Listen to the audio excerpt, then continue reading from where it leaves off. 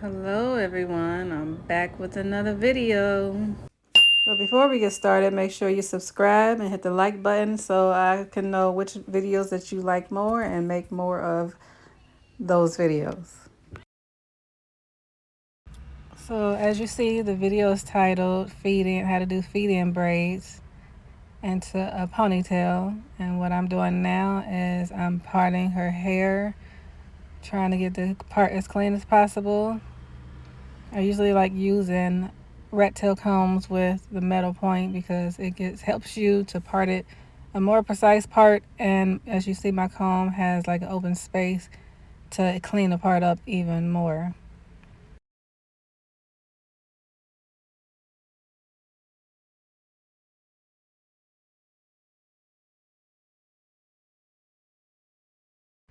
So this is the thickness of the hair that I use to put into the hair as I'm braiding, and I usually separate the hair and have it ready before I start. This is the edge control I use. It's Style Factor, the pink jar. Everything will be listed below in the video. And now what I'm doing, I'm just lining the whole part area up, rubbing it down toward the middle of the hair. I'm putting edge control along the whole part on both sides, along the whole hair on both sides of the part.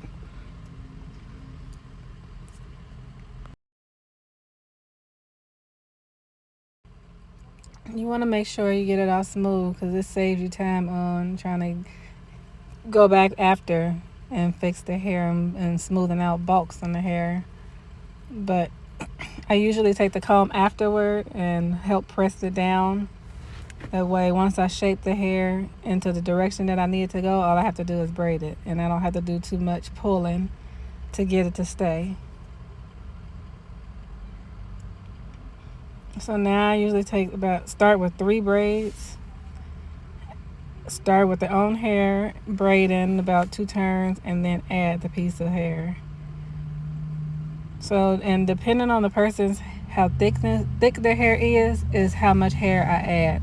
Her hair is already thick, so I'm not adding after each piece. I don't really like really fat braids. I want it to look as natural as possible, like it's only her own hair.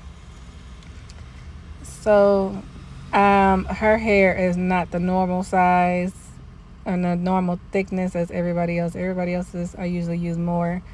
But as you see, I waited till I got to the middle to add more hair, in which if a person's hair is thinner, I would have made the pieces smaller and I would have added more almost after every turn until I got to the middle.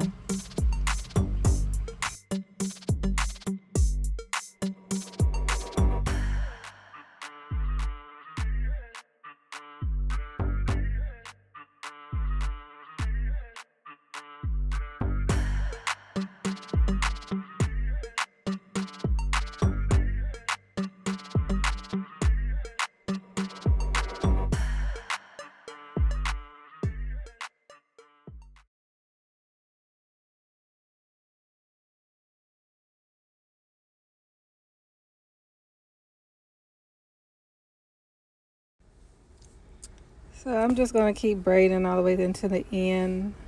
I want the end of the hair to be curly, so I'm just going to braid it all the way down to maybe about 5 inches left of straight hair. And then now I'm wrapping the pieces around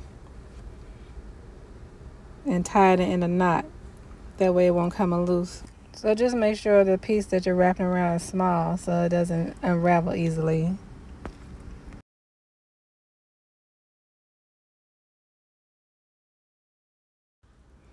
So now I'm parting off the section so I can make the skinny braids in between each braid. And you want to make sure this section is small.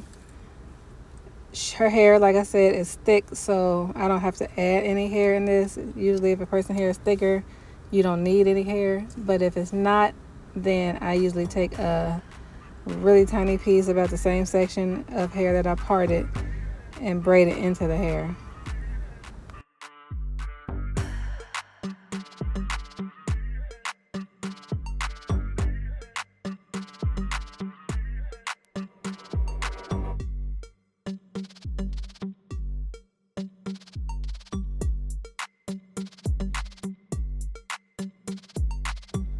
So now you're just going to go again and make the big braid. So part this section off. And once again, I'm adding the edge control on the hair all around the part area before I get ready to braid it. And this edge control is pretty good for any type of hair. Usually it does good with pulling the hair straight, so you don't have to do too much work on pulling it yourself.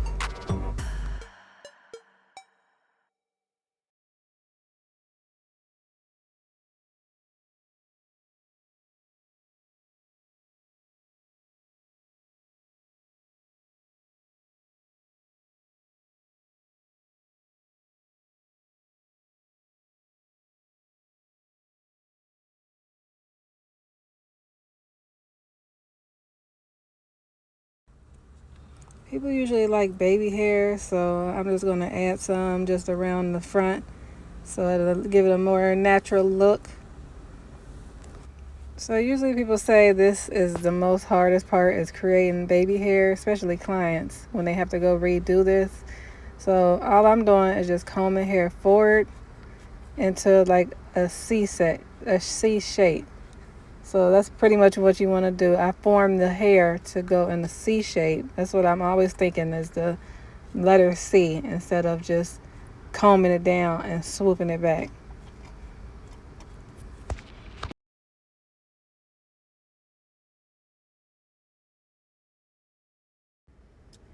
And right behind that baby hair that you just made, you just section off a section in the front again and start braiding it, and then add the hair. Well, this part is where hair gets even more thicker, so I'm not going to add it until I get to about the middle. But you pretty much want to eye it. Once you've been doing this for a while, you will know where to add the hair, when to add the hair, when not.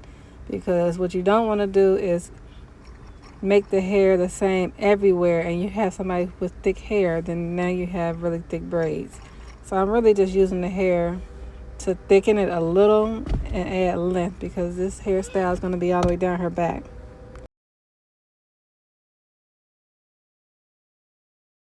So mostly where I'm going to be adding pieces of the hair where I make the same amount as the end of the hair, where I get to braiding, as you see, going back to where the braid stops off the scalp. That's when I start putting a lot more hair in. That way all the braids can be even on the ends and the same length. So there's two ways you see me adding in the hair. On the scalp, I take one piece and flip it around, and then once I make a turn, I grab that piece. But once I get to the end of the hair, the end of the braid off the scalp, then I just add the piece in all together. So you'll see a difference of how I just take the piece and just braid it inward into the hair versus the way I braid the piece in on the scalp. And when I do it like this, it makes it fuller. If I do it like this on the scalp, I have to take smaller pieces, because then you can see where the braid is added, and I don't want it to be shown, but I do want the braid to be even on the end, so I do it a little different. And right here, I forgot to put one of the smaller braids into the bigger braid as I was braiding. So here's a way that you can go back and fix it. So I'm just taking the crochet needle and pulling it into the braid, and I'm just going the direction of the braid. As you can see, you can't even see where the hair is. So I'm just basically looking at how the hair is wrapping and then pulling the piece in through the middle.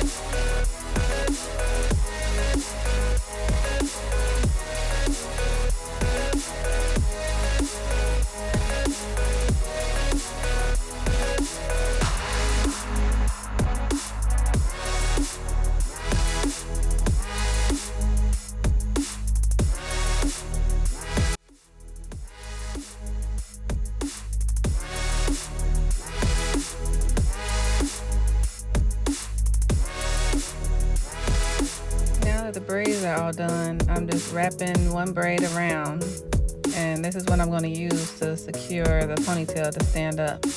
And how I'm going to secure it is I take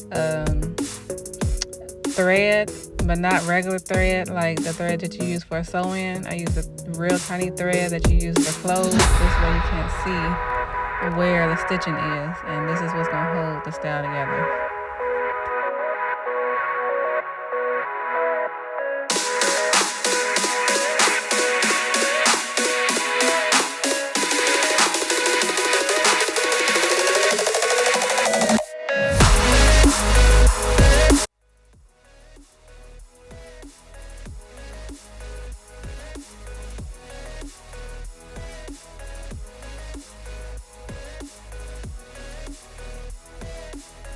Now this is where you're going to roll the end of the hair and make it curly. So I'm just rolling it with flexi rods, and then I'm just going to dip it. And then I'm going to braid the hair after I roll it. That way it can make a kind of wavy look, and then go into the curly look.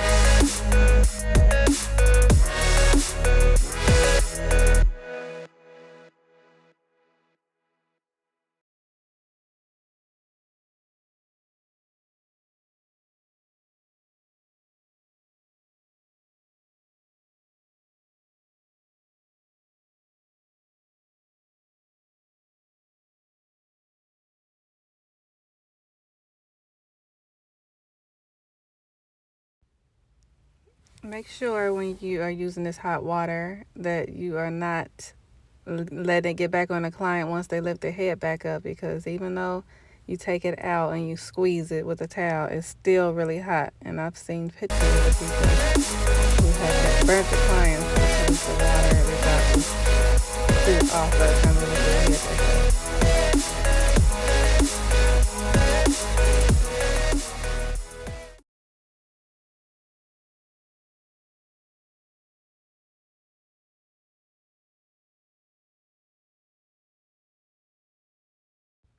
So it's almost finished, but the one last thing that I do is I use the mousse, and I like the one that grows in your hand because it's really thick and it lays any extra hairs down, and it also makes it shine.